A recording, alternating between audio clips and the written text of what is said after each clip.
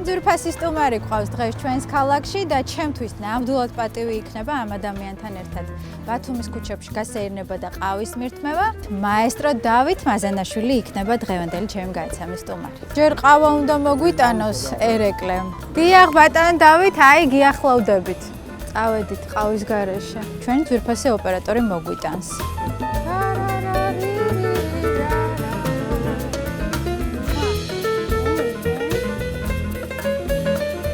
სალამი, როგორ ხართ? კარგად თავად. პირველად გნახათ ასე სპორტულად გამოწყობილი. აი მოვიდა ჩვენი ოპერატორი, მადლობა. ყავა ხო გიყვართ? ბათუმური მიყვარს მართლა. ბათუმურია ეს. სხვანაირი გემო აქვს ამ ყავას. აი რანაირი გემო აქვს? მართლა ყავის გემო აქვს და აი მე თბილისში მართლა ვერ დავლიე ესეთი ყავის. საერთოდ ყავა მიყვარს დილად ჩემთვის ყავით იწყება და ვერ წამომიდგენია ყავის გარეშე. ბათუმში რო სვავ აი ამ ყავას სულ ეკითხები როგორ აკეთებ და არ მეუბნებიან რაღაც სხვანაირი გემო აქვს. შეიძლება წყლის ბრალიც იყოს. სანხავის რა ვიცი. ხშირად ხართ ხოლმე ბათუმში, მაგრამ ძირითადად საქმიანი ვიზიტებით, გრანდიოზული პროექტებით, რაც თქვენ საქმიანობას ეხება და ისე თქვენი დამოკიდებულება როგორია ამ ქალაქის მიმართ და დასასვენებლად მაინც თუ ახერხებთ აქ ჩამოსვლას? ყოველთვის მიხარია თუ გამოვნახე ერთი დღე ან ორი დღე ინტუჩი ჩამოვდივარ ამ ქალაქში, იმიტომ რომ ძალიან მიყვარს. ამ ქალაქში რაღაც სხვანაირი განწყობა მაქვს. თბილისის მერე მე აი სოფლიოში ვერ წამომიდგენია მეორე ქალაქი. ბავშვობიდან ყოველთვის ვცდილობდი რომ ამ ქალაქში ყოფილიყავი ხშირად და ვარ კიდევაც. არის ხოლმე რა ინსპირაციის წყარო ეს ქალაქი და შექმნაში თუ გეხმარებათ ბათუმი? მეხმარება და იმიტომაც ვარ აქ. ყოველთვის ვცდილობ ავიღო სასტუმრო ზღვასთან ახლოს და ჩემთვის არის რაღაც სხვა სტიქია რა აქ რო ვარ ხოლმე და ხშირად ვარ უბრალოდ ყველამ არიცი. მერე კი მსაყვედურობენ თუ გაიგეს. ძალიან მჭიდრო კავშირი გაქვთ დიდ მუსიკოსებთან, როგორებიც იყვნენ ბატონი ცაბაძე, ყანჩელი, ბიძინა კვერნაძე და ასე შემდეგ. აი მოგვიყევით თქვენი პირადი ურთიერთობები ამ ადამიანებთან და მათი გავლენა თქვენს დღევანდელ საქმიანობაზე. ძალიან პატარა ბავშვი ვიყავი, როდესაც მათ ხელში ჩავარდი და საოცარი ადამიანები იყვნენ, ძალიან პატრონობდნენ ახალგაზრდა თაობას და ყველაფერს გვასწავლიდნენ. უანგაროდ და საოცარი გამოცდილება იყო ამ ადამიანებთან ურთიერთობა. ჯერ ერთი იქნა რომ ბიძინა კვერნაძის სახლში 4 წელი დავდიოდი, იმიტომ რომ მისი მეუღლე კალბანტური ნესტან მესხი პიანისტია, პროფესორია კონსერვატორიაში ასწავლის და მისი მოსწავლე ვიყავი და ამ წლების ურთიერთობამ სულ სხვა გამოცდილებაც მომიტანა. ძალიან დიდი გავლენა იქონია ასეთ ადამიანებთან ურთიერთობამ. გარდა ამისა, ვაჟა აზარაშვილი ახსენეთ. 75 წლის იუბილე როდესაც გავუკეთეთ 15 წლის უგან ბატონ ვაჟას. მანდ ახალგაზრდა კაცს ამხელა იუბილის გაკეთება ფილარმონიაში და იქაც ძალიან დიდი გამოცდილება მივიღე. უნდა აღვნიშნო, რომ ბატონი ვაჟა საოცრად წერდა. არა მარტო კარგ მუსიკას და კარგ კლასიკურ მუსიკას და კარგ საესტრადო მუსიკას. არამედ საოცრად წერა იცოდა პარტიტურების და აქაც ძალიან დიდი გამოცდილება მივიღე. პატარა კურიოზი უნდა გავიხსენო გია ყანჩელთან დაკავშირებით, უკვე ძალიან ცუდად იყო, უჭირდა გადაადგილება და შეიძლება ითქვას მისი ერთ-ერთი ბოლო ვიზიტი იყო რუსთაველის თეატრში. სტუდიაში წერდი რაღაცას და გაიღო კარი და შემოვიდა ბატონი გია ყანჩელი. და თუ შეიძლება 10 წუთი მაქვს რაღაც ჩასაწერიო, დამითმე თუ რა თქმა უნდა ყველანი ავდექით და დაუთმე. მომიწიალდა და მეუბნება რომ დათო ამას წინათ მე რაღაც მოვისმინე შენ ჩემი რაღაცა გადაგიკეთებია და რატომ გადააკეთე ემკითხა. აუ ისე უხერხულად ვიგზენი თავი რომ ვიფიქრე რომ მაესტროს არ მოეწონა და აი ძალიან დავიზაფრე. რა ვიცი აი ბატონო გია ესე დავინახე მეთქი და არ დამაცადა არაფერი. ქუდით უყარდა სიარული, ტროსტი, დაიხურა ეს ქუდი და წავიდა. მომღერლების ყველა მამშვიდეს მაესტრო არავუშავს, ცოტა ისეთი ხასიათის კაცია. დაიღო ისევ კარი, შემოვიდა და დიდი პარტიტურა უჭირავს თავის ხელნაწერის და დამიგდო მაგიდაზე და მითხრა, მაშინ ესეც გადააკეთე მაესტრო, მითხრა და თავისი ხელნაწერი მაჩუქა. აი ეს იყო ჩვენი ურთიერთობა ბოლო. რამდენად ეკიდებით ხოლმე სიფრთხილით დიდი მუსიკოსების შემოქმედებას, როცა თქვენი ხაზი და თქვენი ხელწერა შეგაქვთ. რას ითვალისწინებთ და რას არა ამ დროს? რასაც არ უნდა მოკიდო ხელი, ჯერ არ უნდა ისწავლო კარგად ორიგინალი. ჯერ არსებული უნდა შეისწავლო კარგად. იქნება სულაც არ სჭირდება მას ხელისხლება. და თუ გადაწყვიტავ რომ ხელი ახლო არ უნდა დაამახინჯო. საერთოდ არანჟირება არის ფრანგული სიტყვა და შელამაზებას ნიშნავს და არა დამახინჯებას ან ძალიან ისე გადაკეთებ. პირველ რიგში ალბათ პატივი უნდას იმ ადამიანს, ვინც ეს მუსიკა დაწერა. პირდაპირ შემიძლია თქვა შეცდომის დაშვების უფლება არ აქვს. მე რგო პატივი და არაერთ თქვენს კონცერტზე ვიყავი და ჩემთვის ყველაზე სასიამოვნო და კულმინაციური მომენტი არის მაშინ, როდესაც მხოლოდ კლავიში რჩება და იქ თქვენი იმპროვიზაცია იწყება. სად ხართ ხოლმე ამ დროს და საიდან მოდის ეს ნოტების კორიანტელი?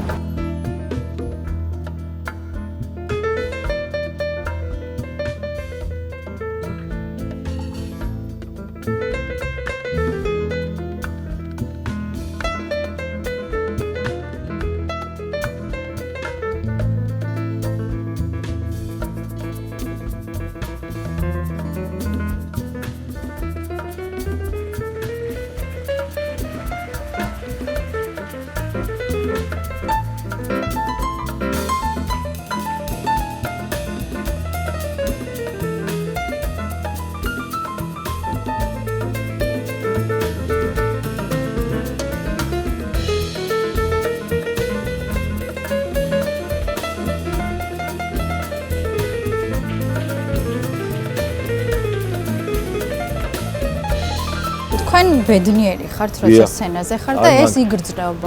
ენერგეტიკა მოდის პირდაპირ აი რა ვქნა ბავშვებიდან ესე ვარ, სცენის შიში არ მაქვს, სცენის სიყვარული მაქვს და იქ ყოფნა მიყვარს, იმიტომ რომ იქ არის რაღაცა საოცარი ადგილი ჩემთვის. პირიქით ცხოვრებაშია მეტი სანერვიულობა, მე რომ გითხო, ვიდრე სცენაზე. ვარ სხვა სამყაროში იქ რო ვხდები და ვაძლევ ჩემ თავს სრულ თავისუფლებას და მაყურებელსაც ალბათ ეს ენერგეტიკა მოწონს თუ იღებს კარგად, სცენაზე ტყუილს ვერ იტყვი. და აი ეს იმპროვიზაცია ხო პირველია და უკანასკნელი და მე აღარ მეორდება. კი, სხვა კონცერტზე სხვა იმპროვიზაციას დავუკრავ, მაგრამ ეს გამოცდილებიდან მოდის.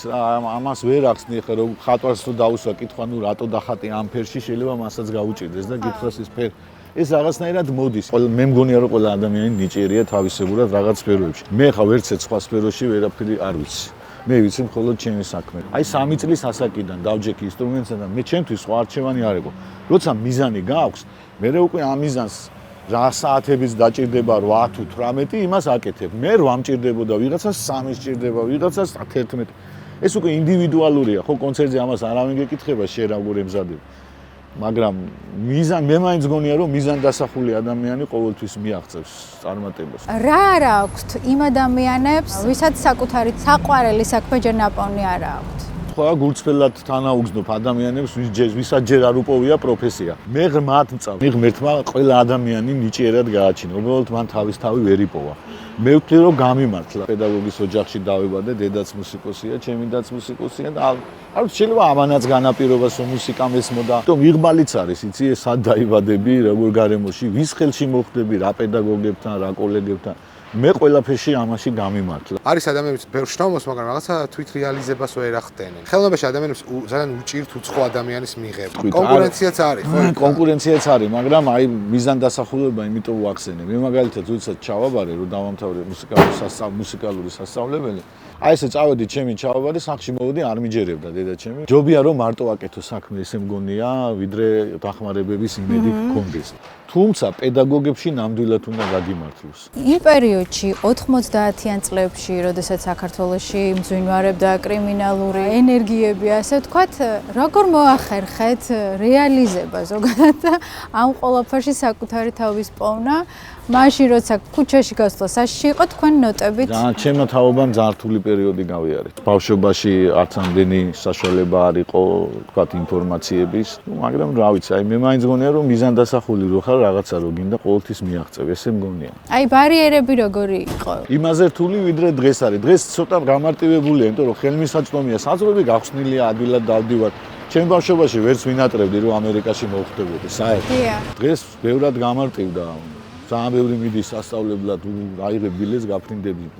თქვენ ახლა ამ თაობას ვერ წარმოუდგენია, რომ რომელ ვიზაზე იყო საერთოდ. აკრძალული ხელი ხო უფრო გემრიელი. ხო, ალბათ, ხო, უფრო გვიყვარდა, იცი, უფრო ვაფასებდით და აი სურვილი რო გაქვს, მაინც ვახერხებდით ამ სწავლას რა. რომელი იყო ყველაზე რთული პერიოდი, რაც ყველაზე მეტად გახსოვთ და რაღაცა მაგალითად გაქვთ?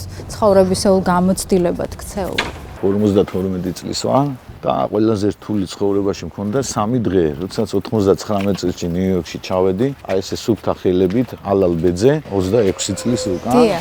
პატარა ბიჭი ვიყავი და რატომღაც მეგონა რომ ესე იგი მე ვარ უკვე იმხელა მუსიკოსი რომ მე ნიუ-იორკს დავიპყრო. ხო, როგორც ყველა ახალგაზრდას, რამოდენიმე დღეში მივხვდი რომ აქ ცოტა საქმე სხვანაირად არის, კლუბშიც არ შევდიოდი, საერთოდ მოსმენაც არ უნდათ ჩემი ქუჩიდან მისული ადამიანის. არც გაძლევდნენ საშუალებას, რომ დაგეკრა. რომ ვეუბნებოდი პიანისტი ვარ, მადლობა, ჩვენ უკვე გვყავს პიანისტი და ამერიკაში ამ მუსიკით ინტეგრირება ცოტა რთული. ხო, ეს შეიძლება ერთ წინადადებაში მიმთავრებდნენ ლაპარაკს. მეგობარმა მე ვინც იქ ცხოვრობდა და შემიწყო ხელი რომ წავსულიყავი მასთან, მითხრა ეგეთი რაღაც, რომ მოდი იცი რა არის, აი შე რომელი კლუბიც მოგეწონა, ის ვიზიტკა აიღე და მე დავრეკავ.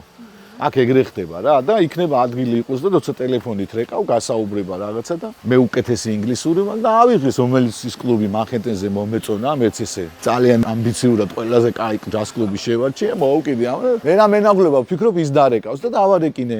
კიო გვაქვსო ვაკანსიაო ჯერ მარტო 11 პიანისტი ყავსო, მოსმენილიო და იქ 11 რო ყავდათ მოსმენილი, ცოტას ნიშნავს ერთ ადგილზე. მოვიდეს ხვალე მოსმენაზეო.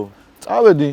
მომისმინეს ჩატარდა მოსმენა ჩვეულებრივად 15 წუთში, ტელეფონი გამომართვეს, დაგირეკავთ და 3 დღე არ რეკავენ. აი ეს 3 დღე იყო ჩემთვის განაჩენი. აი მათ რომ დაერეკათ იმ 3 დღის მერე და უარი ეთქვათ, მე ვთვლი რომ ჩემი კარიერა როგორ წავიდოდა არ ვიცი. ეს იქნებოდა ჩემთვის ძალიან დიდი დარტყმა. ნუ მე ეგეთი იმით წავედი განწყობით, რომ მე თუ ეხლა აქ რაღაც გამომივა, ესე იგი მე გამომივა. და აი 3 დღე იყო ჩემთვის საჭმელსაც ვერ ვჭამდი რა. 1-2 დღეს და უკვე წამოვიდოდი ალბათ რო არ დაერეკათ. და რო დამირეკეს და მიღებული ხარო რომ მითხრეს, აი ნუ არ ვიცი. ალბათ შეიძლება ითქვას რომ აი მის მერე უფრო დავწუნდი საკუთარ თავში, რაც ეგრეს დიდი ბედნიერებაა რა და აი რო არ დაერეკათ, ხო ყველაფერი ხდება, არ ვიცი როგორ წავიდოდი. და შემდეგ როგორ განვითარდა იქაური ცხოვრება და აი როგორ მოახდინეთ ინტეგრირება ამერიკელ მუსიკოსებთან. ვიცი რომ შეხების წერტილი გქონდათ ლეგენდარულ, არ ვიცი, ჩემთვის ყველაზე საყვარელ მუსიკოსთან, მომღერალთან, ელჯეროსთან. მე და ელჯერო, ეგეთი ის მოხდა, ბაქოში ფაზას რო იწყებ ესე მე და ელჯერო. ხო, ამიტომ ეცინება თან, იმიტომ რომ მართლა მაშინაც პატარა ბიჭი 20 წლის უკანდელ ამბავს ყოფი, ბაქოში ტარდება ჯაზის საერთაშორისო ჯაზ ფესტივალი. გამოდის ჩემი ქართული ჯაზ ტრიო და შემდეგი ერთ დღეზე ვართ რა, პირველი განყოფილება ჩვენი და მეორეში არის ელჯერო თავისი შემადგენლობით. ახლა ბუნებრივია, როცა ერთ დღეს გამოდიხარ ერთ სცენაზე, ხო, კულისებში გავიცანით ერთმანეთი, რა თქმა უნდა, მეც, მან, მუსიკოსებმა და წარმატებები გვისურვა. შემდეგ, რა თქმა უნდა, მოგვილოცა რომ დამთავრდა, როგორც ხდება ხოლმე, ნუ. დიახ. ძალიან თბილი ადამიანი იყო რა. შემდეგ მოხდა ისე, რომ თურმე ამათ ჩაფიქრებული აქვთ ორგანიზატორებს, რომ საერთაშორისო ჯაზ ფესტივალის დიპლომები აქვთ ლაურეატების დაბეჭდილი და იმ დღეს ელჯეროს და ჩემს ბენდს 4 ადამიანი დაგვაყენდეს, ტრიო ვიყავით მაშინ ჩვენ ჩასული, გადმოგცეს ეს საერთაშორისო ჯაზის პირველი ლაურეატის წოდებები და ელჯეროსთვის ეს იმდენად გასაკვირი იყო, ეხლა ამერიკაში ეგეთი. არა, საერთოდ ამერიკელებმა არ იციან ეს ჯაზ ფესტივალზე დიპლომების და პირველი ადგილების. ეს მაინც რატო გააკეთა ბაქველებმა არ ვიცი. ეხლა კი მაქვს საქმეში შენახული, იმიტომ რომ მე იმანზე ელჯერომ მომიწერა ხელი და იმიტომაც. საერთოდ მე არ მგონია რომ მუსიკა შეჯიბრია და რაღაც ადგილი განსაზღვრავს. ეს სუბიექტური ამბავია. 3 ჟიურის წევს რომ მოეწონები, არაფერს არ ნიშნავს, მე რომ მკითხო რა. ხალხზე მაგარი შემფასებელი არ არის. ამიტომ, მაგრამ რამდენიც ელჯერო მოაწერა ხელი და იქ იუმორისტული წარწერაც გააკეთა. გილოცავთ, მაგრამ არ ვიცი რას გილოცავ. იმიტომ რომ აუკვირდა. და მეკითხება გვერდზე, ეს რა არის? რატო გვაძლევენ? ახლა მე ვთხარი, არ ვიცი, მეც მე ვთხარი. აი ესეთი ურთიერთობა გქონდა, ესე უცებ რაც მოხდა და ნუ, მაგრამ ამერიკაში, რა თქმა უნდა, მე როდესაც კლუბში დავიწყე მუშაობა, როდესაც ბლუნოტში. ხო, ბლუნოტი, ყველაზე ცნობილი ბლუნოტი, სადაც შევდიოდი, რა თქმა უნდა, იქაც მე ჯემსეიშენები იმართება კონცერტის მერე. ფოთაშორის ბილეთიც იყიდება ჯემსეიშენებზე, მაშინ $10 იღებდა დაბალი ფასი. არც იქ გაქვს უფლება უცხო ადამიანს რომ დაუკრა, თუ რეკომენდაციას არ მოგცემი, მაგრამ მე როცა კლუბში დავიწყე მუშაობა, მუსიკოსები გავიცანი, მე არა მარტო დაკვრის უფლებას მაძლევენ, მე უკვე რაღაც ბილეთს ყიდულობდი ხოლმე ნებისმიერ კონცერტზე ბართან ყოველთვის შემეძლო რომ ადგილი არ მოყვა დამჯდარი. ამ 6 თვე ვიმუშავე იქ და აი 6 თვიანმა ურთიერთობამ აი ძალიან დიდი გამოცდილება.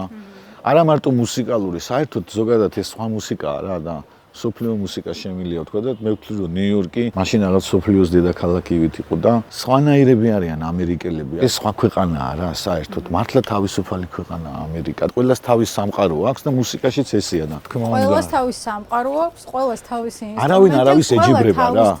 ქმნის. აი კონკურენცია ხო მაღალი. აი არ უნდა შეგვეშალოს, კონკურენცია არ ნიშნავს შეჯიბრს. ხმარობთ საქართველოს სიტყვას ჯანსაღი კონკურენცია შეჯიბრს არ ნიშნავს. კონკურენცია ზრდას ნიშნავს. რა თქმა უნდა და კონკურენცია ნიშნავს შენი ადგილის დამკვიდრებას და არა სხვისი. თუ გეკუთვნის, თუ არ გეკუთვნის, უნდა დაიცადო მოვა ცხოვრება ვერ ეკნება. აი ამ თანამედროვე სამყაროში, როცა უამრავი ავტორიტეტი არსებობს, უამრავი ისეთი ადამიანი, ვინც კარნახობს, როგორი უნდა იყო, როგორი უნდა შექმნა, ამ დროს, აი ამ რეალობაში როგორ უნდა იპოვო საკუთარი თავი? ალბათ უფრო მაგარი კითხვა არავის დაუსვია ეგეთი კითხვა. თავიდან არ ფიქრობ, დიახ ძიებაში ხარ, ნერვიულობაში ხარ და ხშირად ის ვინც კარნახობს შენი მასწავლებლების გავლენის ქვეშ ხარ, რა თქმა უნდა ხარ.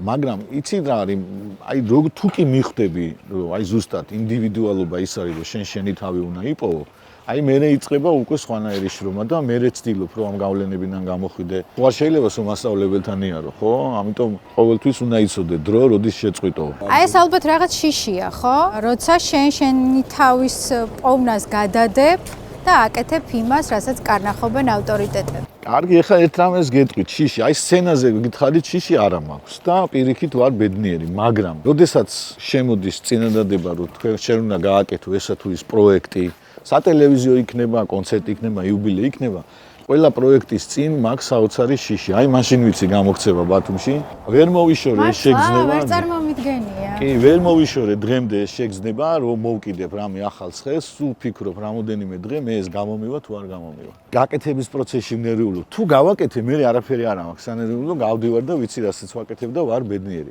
აი ეს პროცესი არის ჩემთვის მომაკვდინებელი, შეიძლება ითქვას, როდესაც ვიწყებ ახალის გაკეთებას და 1-3 დღე ვერ ვიწყებ. და ვერ მოვიშორე ეს შიში, ამას მართლა შიში ქვია, გავაკეთებ თუ არა. ეხლა რაღაც ახალი პროექტისთვის ხო არ ხართ აი აზარაშვილს ვაკეთებ დღე. და თითი ვერ დავაკარე, ბილეთებიც გაყიდულია და აფიშაც დაგეშტილია. ყავთ კი, მაგრამ ხალხს ნუ ეშენია გავაკეთე. აი, ესეც ხო მუსიკაა. ფოტოშოპის ძალიან მაგარი ვოკალური მონაცემები აქვს ამათ. ძალიან რთულია ვოკალური პარტიის შესრულება. ყველას არ გამოსდით, მაგათ გენეტიკაში აქვს აშკარად. აქ საქართველოში მიღებულ განათლებასა და იქ ნანახ რაც ამერიკაში და უცხოეთში ნახეთ, რა სხვაობაა? აი როგორიც არის ბერკლიში, ჟულიარდში, კოლეჯში, მათი ვიცი კარგად, იმიტომ რომ მომზადებინა ეს ბავშვები უნდა ის პროგრამა წამებითო. ხო, ამიტომ კარგად ვიცი. შეიძლება ბევრი არ დამეთანხმოს, მაგრამ ეს ყადაღებული თემა, რომ სულ განათლების სისტემაზე ვლაპარაკობთ, ეს განათლების სისტემაც რა არის? ზოგს რაღაც ხელშეუხებელი გონია და რაღაც სათაბჯენი გონია. არაფერი სულ რამოდენიმე წინადადებაშია ჩამოყალიბებული. მე არ მგონია რომ აქ არის პრობლემა, რომ ჩვენ უცუდად გვაქვს რაღაცეები დაწერილი და იმიტომ მიდგომაში მგონია შეცდომა მე.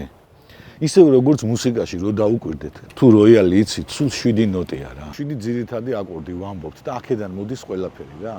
ამიტომ აი ესე გართულებას საკითხისას ესე არ დავაყენებდი და საერთოდ უფრო ამარტივებენ ამერიკელები ბევრ ამეს და მიტომაც არის რაღაცეებს მარტივათაც უნდა შეხედო. იქ ჩაბარება ბევრად ადვილია და დამთავრება საოცრად რთულია. და ჩვენთან ჩაბარება არის საოცრად რთული და დამთავრებას და სწავლას კაციშვილი არ კითხულობს. ესეც დავეჯდება მაქვს მე. ეს დიპლომი იმ კლუბში არ ამგონია ვინმეს მოეთხოვა რა გაქვს დამთავრებულიო. მართალია დიპლომს არ გთხოვენ, იქ რომ სწავლობ, ურთიერთობები გიყალიბდება. სწავლის პროცესში კლუბშიც ვიყავ ხარ, სტუდიაშიც ვიყავ ხარ, გაწერე. რა თქმა უნდა, იქ თუ მართლა ამთავრებ 4-5 წელიწადი, იმ კორიფეებთან, იმ პროფესიონალებთან იზდები. და უკვე რო ამთავრებ, ის დიპლომი მართალია ცალიერი ხელმოწერა რჩება, მაგრამ ტყუილა არ გიწერენ იმ ხელს. ეს გამოცდილება რომ გატარეს შენ ეს 5 წელიწადი, უკვე ხარ და გიწერენ. თუ არა ხარ, არ მოგიწერენ ხელს და რომ არ მოგიწერენ, აი ხო პატარა დიდი ქვეყანაა, მაგრამ მაინც პატარაა ეს სამყარო მუსიკალური. ყველა მისის რომ ხელი არ მოგიწერეს. აჰა. არ დაიმალება. არაფერი არ დაიმალება ქვეყანაზე. იცვლება დროსთან ერთად მსმენელი, თანამედროვე მსმენელი რას უკვეთავს, რას მოითხოვს თქვენი დაკვირვებით. ბოლო 1-2 წელიწადი ვაკვირდები, რომ წამოვიდა, რომ ახალგაზრდებმაც პატარა თაობის ბავშვებმა დაიწყეს სიარული კონცერტზე, რომ უყურებ ძალიან მიკვრის და მიხარია. არ დავასახელებ ხა რა მოეწონათ, როგორ მოეწონათ, მაგრამ გამიკვირდა, რომ მოვიდნენ და ისეთი შეფასებები მომწეს, ჩევები მომწეს ახალგაზრდებმა, სტუდენტებმა, რომ აი ბატონო დავით, ის რომ გააკეთეთ, აი ისინი აკეთეთ ხშირად. დაიჭირეს ისეთი ნიუანსი, რომ მე თვითონ გავოგმდი რა. რასაც მე სიახლეს ვაკეთებდი და შიშით ვაკეთებდი, ზუსტად ის მოეწონათ მათ. და აქედან მივხვდი, რომ ეს თაობა უკვე ცოტა სხვანაირად უყურებს ბევრ ამას. მე შენ სხვანაირად იწყებ უკვე ყურებას ყველაფრის და ამიტომ მიხარია, რომ დაიწყო ახალგაზრდებმა სიარული კონცერტებზე.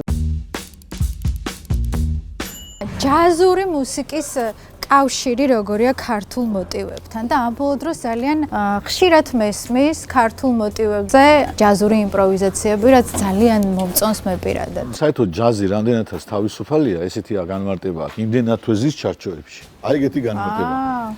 რამდენადაც თავისუფალია, იმდენი ჩარჩო არსებობს. ანუ აქედან გამომდინარე, აქ ჭირდება განათლებას და აქ ჭირდება შენი ფანტაზიაც. საერთოდ ჯაზური მუსიკა არის ევროპული კლასიკური მუსიკისა და აფრიკული ფოლკლორის შერწყმა. ჟარგონზე მუსიკოსები ვეძახით მაჟორ მინორის შერწყმა. მაჟორში ევროპული კლასიკურ მუსიკას გულისხმობ და მინორში აფრიკულ ფოლკლორს.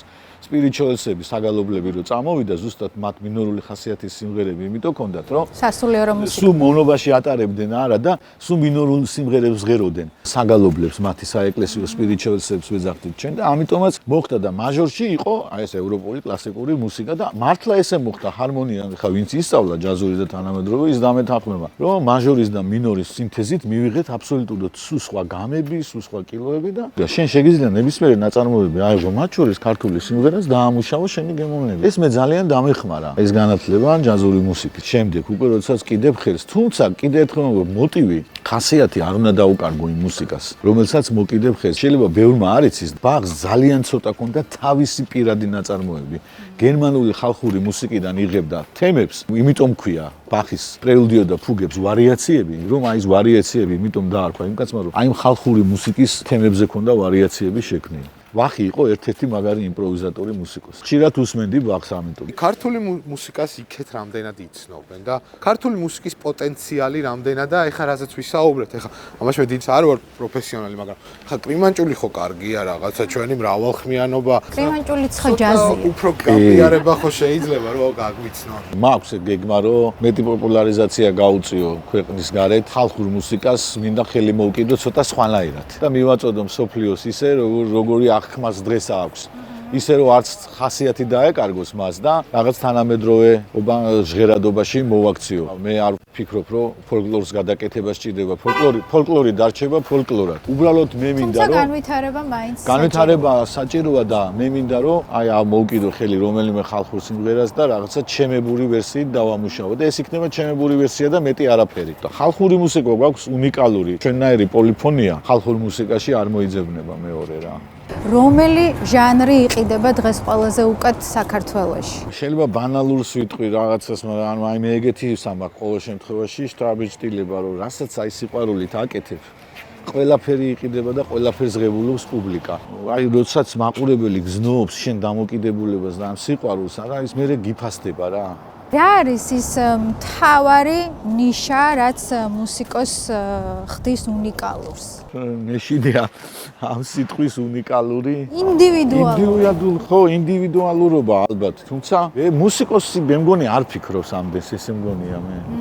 რომ აი მე ხა ინდივიდუალური ვარ, მე ამას ვაკეთებ და სხვას არ დავემგვანები. შეიძლება ახალი თაობა გისმენთ და რჩევები სჭირდებათ. საერთოდ ყველა ადამიანი ინდივიდია და მე არ მგონია რომ რომელიმე ადამიანი გავდეს მეორეს, რამდენიც იბადება, ყველა განსხვავებულია. აბსოლუტურად გეთანხმები. და ფერების ახმაც კი ყველა სხვადასხვანაირი აქვს, მეცნიერება დაამტკიცეს. აი ხშირად ამბობენ რომ წარმატებული ადამიანი, ხო? ჩვენი პროფესიაა ისეთი რომ ჩანს. მსახიობი რო ხარ, მუსიკოსი რო ხარ, სცენაზე ხარ, ტელევიზიაში ხარ, ხშირად ჩანხარ და მე არ ვთვლი რომ სხვა პროფესია არაა წარმატებული. ძალიან ბევრი მაგარი ექიმია, რომელსაც ძალიან ბევრი სიცოცხლე გადაურჩენია და არ იცნობს არავინ საერთოდ და ამიტომ პროფესია გვაქვს ეგეთი რომ ხშირად ჩანხარ და ამიტომ გონიათ რომ შენ ყველაზე წარმატებული ხარ. ყველაზე კომფორტული როგორ მუსიკოსთან მუშაობაა თქვენთვის? რა თვისებების მატარებელი უნდა იყოს, რომ თქვენ იგრძნოთ თავი კომფორტულად სამუშაო პროცესში? აუ შრომის მოყარე და პასუხისგებლიანი ადამიანები მიყვარს. როდესაც გეტყვის რომ ამ საათზე მოვა და მოვა. ეხლა ჩემი ორკესტრი მყავს, რომელსაც სახელი დავარქვი. გამომდინარე იქიდან რომ სულ გოგონები არიან ჩემ ორკესტრში, მოვიდა ეგიდია და დაერქვა სახელი საქართველოს ქალთა კამერული ორკესტრი, რომელიც არასოდეს ყოფილა საქართველოში და არის პირველი პრეცედენტი ესეთი. არ მახსოვს დავნიშნავ რეპეტიციას 3 საათზე 3:30-ზე ყველა ადგილზეა. ამას ძალიან ვაფასებს. ნუ დრო ყველაზე ძვირფასია და როდესაც ადამიანი დროს ფუჭად კარგავ, აი ეს არის ყველაზე დიდი საშინელება. ამიტომ ვერ ვითანამშრომლებ ისეთ ადამიანთან, რომელსაც ეტყვის 3 საათზე და მოვა 5 საათზე. ან არ მოვა, ან მოვა და მოუმზადებელი მოვა. ასეთ ადამიანებთან არ უნდა ითანამშრომლო, იმიტომ რომ წარმატება არ იქნება. მე ყველაფრის დაგეგმა მიყვარს. დასვენებისაც კი, პროფესიონალიზმის ერთ-ერთი პუნქტი, თუ შეიძლება ისე ითქვას, იმ ნიშთან და იმ შრომის მოყარებთან ერთად არის პუნქტუალობა. არასოდეს ნამდვილი პროფესიონალი არ დააგვიანებს არსად. აი თქვენზე ადრე მოვა, გადაღებაზე დაიბარებ, თქვენზე ადრე მოვა. გაიგეთ მეგობრებო? ეს თემა აღარ გვინდა ძალიან გქონდა. არა, ნუ არ დაგვიანება მე არ შემიძლია რა. თქვენ წარმოიდგინეთ, ჩემთან უკრავს 30 მუსიკოსი ერთად. სცენაზე რო გამოვიდეს 30 ადამიანი და ერთად ილაპარაკოს, ხომ მივიღებთ კაკაფონიას. როგორ ხდება რომ 30 მუსიკოსი უკრავს ერთად და ეს სწორხმოვანება მოდის. ესე იგი, რამდენი ამაზე ვიფიქრეთ ჩვენ რომ 30 ადამიანმა ერთად ისე დაუკრას, რომ თქვენამდე მოვიდეს ეს ჰარმონიულად. აქ რომ წესრიგი არ იყოს და დისციპლინა არ იყოს და რასაც ეთქვი, ყველამ თითოეული თავის საქმე რო არ აკეთოს. აი წამითაც რო გადაცდა. ერთი ხემი რო სხვაგან გააკეთოს, სულ დაირღვევა ყველაფერი. ამიტომ ჩვენ საქმეში აი მობილიზებას უდიდესი მნიშვნელობა აქვს. სულ წამებში მაქვს ყველაფერი გათვლილი, რომ ყველამ მილიმეტრებში უნდა აკეთოს თავის საქმე. და აი ამ თვისებებს ამიტომ ვაქცევ ყურადღებას. ხშირად მესმის ხოლმე ახალი თაობის წარმომადგენლებისგან, დამწყები მუსიკოსებისგან, რომ ძალიან რთულია ინტეგრირება და ამ სფეროში რეალიზება ჩვენს ქვეყანაში. ყველას მაინც აქვს სურვილი, რომ დატოვოს ქვეყანა, წავიდეს და ასე შემდეგ. თქვენ რას ეტყოდით ამ ადამიანს? მე არ ვიცი, ყველაზე მაგარ ქვეყანაში ვცხოვრობ, ესე მგონია მე. და ყველაზე მუსიკალურ ხო? დიახ და ძალიან ბევრ ქვეყანაში მიცხოვრია კიდევაც, მიმუშავია კიდევაც. თუ დამიჯერებენ. ჩემი თბილისის მე ამაზე მაგარი ქალაქი მე არ ვიცი არსად. აღარა ვარ იმას საკში რომ ტყუილები ვილაპარაკო და მე ძალიან მიყვარს ეს ქალაქი და ყოველთვის ესე იქნება ჩემთვის და. აი მე ჩვენ ვამბობდით, წეგან ვლაპარაკობდით ამას. ჯერ შენ ქვეყანაში უნდა იყო წარმატებული და შემდეგ მიაღწევს სხვა ქვეყანაში წარმატებას.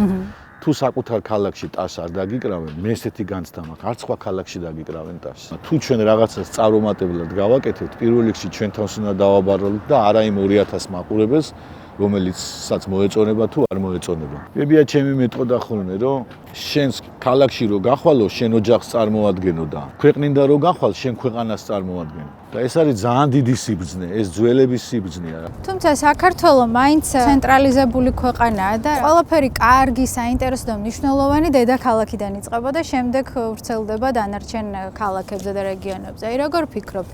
თბილისის გარდა შეიძლება რომ სხვაგან რეალიზდე და გამოავლინო საკუთარი მონაცემები და რატომაც არა, აი ბათუმს რამდენი წელია უკვე ვერ ვცნობ, ხო, როგორი ცხოვრება წამოვიდა, რა ცხოვრების ტემპი წამოვიდა. ძალიან გაიზარდა. გაიზარდა, ტემპი სხვანაირია. ტრადიციად იქცა თითქოს რომ აუცილებლად დედაქალაქში უნდა წახვიდე რომ მიიღწევ წარმატებას ამ ქვეყანაში და მეც გეთანხმებით მაგაში რომ ვფიქრობ რომ სავსებით შესაძლებელია შენ თუ შენ საქმეს იპოვი და გიყვარს ის რასაც აკეთებ საკუთარ ქალაქშიც მოახდინო საკუთარი რესურსის რეალიზება და რომელიც შემდეგ გავრცელდება დანარჩენ საქართველოში. ეს თავისთავად მოხდება, როდესაც შენ წარმატებული ხდები შენ სფეროში, თავისთავად მოხდება, მოიტანს ცხოვრება, რომ შემდეგ სხვა ქალაქებში წახვალ გასტროლებზე, ევროპაში წახვალ, ამერიკაში წახვალ. ეს მოვა თავისთავად ყველაფერი, მაგრამ არასოდეს არ უნდა იფიქრო, რომ შენ ქვეყანაში არ გაფასებენ, სხვა ქვეყანაში დაგაფასებენ. ჯერ შენ ქვეყანაში უნდა დაგაფასონ. მე ყოველთვის მაყურებლისგან ვსწავლობდი, როდესაც პატარა ბიჭი ვიყავი, თუ რამეს წარუმატებლად გავაკეთებდი და ბევრი რამეც გამიკეთებია წარუმატებლად და ამ შეცდომებზე სწავლობ. მაყურებელს რო არ მოეწონება, მათზე არ უნდა გაბრაზდეს. საკუთავს უნდა დააბრალო. 2000 ადამიანის შენს წინაშე მტყვანი ვერ იქნება. ესე იგი შენ რაღაცა ვერ აკეთე ისე და ვერ მიაწოდე. უნდა დაფიქრდე, გული არ უნდა გაიტეხო და ესე უნდა ვიცხოვროთ მე მგონი რა. და მით უმეტეს როცა ესეთ ქალაქში ცხოვრობ, რანაირად უნდა მოგინდეს ასეთი ქალაქის და ქვეყნის დატოვება. არა, მე ვერ წარმომიდგენია ბათუმში რომ დავბადებულიყავი, აქედან სად წავიდოდი მე. ძალიან დიდი მადლობა.